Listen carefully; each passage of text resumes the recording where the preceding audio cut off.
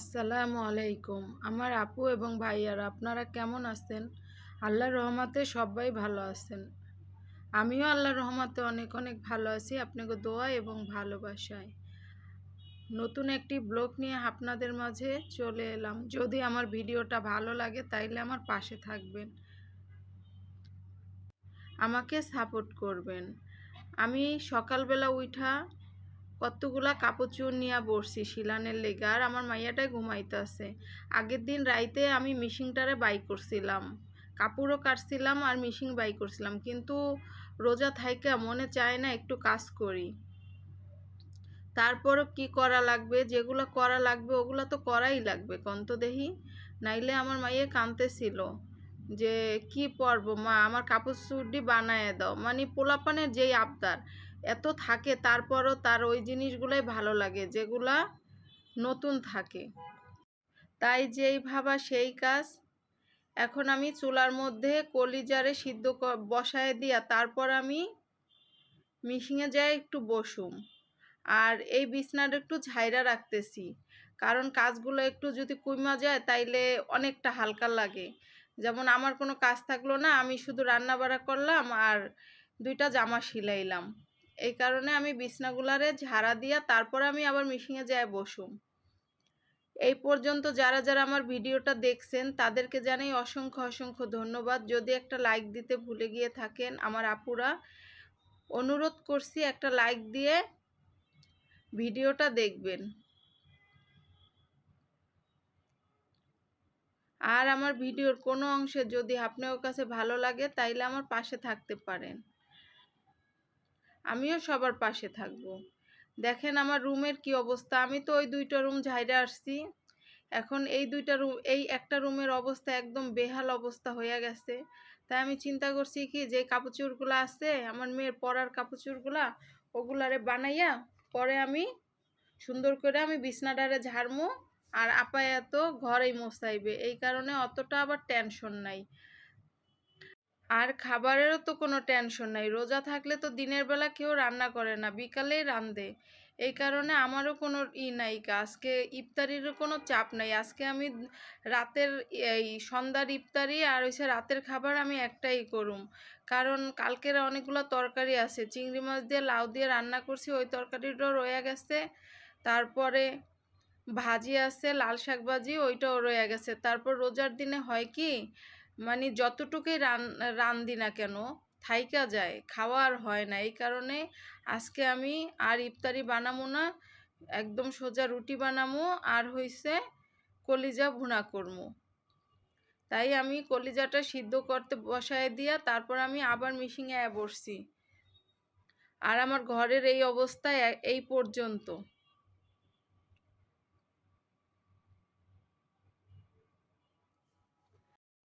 আজ হয়েছে চতুর্থ রোজা চলতেছে, এই কারণে এই ভিডিওটা আমার হচ্ছে দ্বিতীয় রোজার দিন করা ছিল, আমি ছাড়িনি। যেমন আমি চিন্তা করছি রোজার দিনে ভিডিও ছাড়লে কেউ দেখে না, এই কারণেই আমার যেই আবার সময়ও থাকে না, এই কারণে আমার ভিডিওটা ছাড়া হয় না। তাই আপনাকে মাঝে আজকে আমি ভিডিওটা ছাড়লাম। আর আমার আপুরা তো কত ব্যস্ত থাকেন, কতই থাকেন, আর আমার আপুরা তো আমার থেকে বেশি কাজ করেন। আমি তো একটু করলেই হাঁপায়া যাই। আজকে দুইটা জামা সেলাই করছি, এতেই আমার একদম নাজেহাল অবস্থা।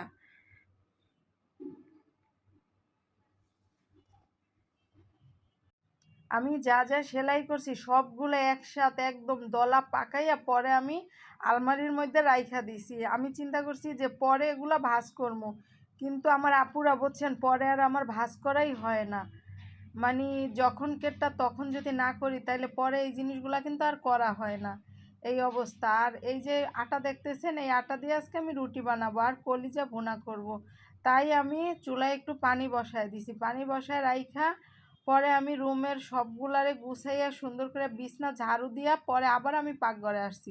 পাকঘরে আইসা দেখি কতগুলো বাজার নিয়ে আইছে। বাজারের মধ্যে আছে 2 কেজি 2 কেজি 4 কেজি হয়েছে ময়দা, আর হলুদ মরিচের 2টা প্যাকেট, আর হয়েছে একটা মুড়ির প্যাকেট, আর হয়েছে 2টা আনারস আর কাঁচামরিচ। ছেলে মানুষ তো আইন নেই, সব কিছু খালাস হয়ে যায়, এগুলো তো করতে হয় মেয়েদের কোন তো। আর এই জায়গায় আমি 3 দিন আগে তেঁতুল আনছিলাম 2 কেজি, ওই তেঁতুলগুলো আমার ছুটাইতে মনে ছিল না বা ব্যস্ততার কারণে আমি ছুটাইতে পারি নাই। আর এখন আমি গোসল কইরা পরে সব কিছু গুছাইয়া পরে নামাজ কালাম কইরা আমি বসছি তিতলগুলারে ছুটামু, ছুটাইয়া 2টা বক্সের মধ্যে আমি রাইখা দিমু, যাতে যখন যেই কাজে লাগে ওই কাজে যেন আমি ব্যবহার করতে পারি। এই কারণে আমার 2 বক্সেই লাগছে, সুন্দর করে দোনোটা বক্স আমি সুন্দর করে ভইরা নিছি। এখন আমি ঢাইকা ফ্রিজের এক সাইডে আমি রাইখা দিব, আমি ফ্রিজেই রাখমু, বাইরে রাখমু না। কেন না বাইরে রাখমু? যেমন তিতলের মধ্যে পোক হয়, আমি এইমাত্র তিতল, এত সুন্দর তিতল, এগুলা বাঁচতে যাই আমি 2টা পোক পাইছি। তাই আমার মানে কেমন জানি একটা অবক্তি লাগতেছে, আমি এই কারণে যাতে পোক না হয় এই কারণে আমি ফ্রিজে রাখমু। আর এই জায়গায় আমি কলিজা বসায় দিছি, সুন্দর করে কাইটা 2-3টা আলু দিছি আর রুটি বানামো, এই আমাদের আজকে ইফতার। আর এই জায়গায় আমি তরমুজের জুস করে নিতেছি, আমার মেয়ের পছন্দের। আমার মেয়ের জন্য সবাই দোয়া করবেন, আমার মেয়ে যেন সুস্থ থাকে, ভালো থাকে। আর 2 দিন ধরে বায়না করতেছে মসজিদে নামাজ পড়তে যাইবে, তাই ওর বাবা পারমিশনও দেয় না আর যাইতেও দিতেছি না। আর পরে আজকে গেল, আজকে যাইয়া ঠিক 3 ঘন্টা না 3.5 ঘন্টা ছিল মসজিদে। তারপরও সে আইসে আমি জিজ্ঞাসা করলাম যে মা তুমি কি ওই হয়ে গেছো যে মসজিদে যে এত সময় নামাজ পড়ছো? পরে বলেন না মা আমার কোনো বিরক্ত লাগে না, আমি আজকেও যাবো। তাই আমি চিন্তা করছি যাক, ছেলে মেয়ে যা চায় তাই যেন হয়।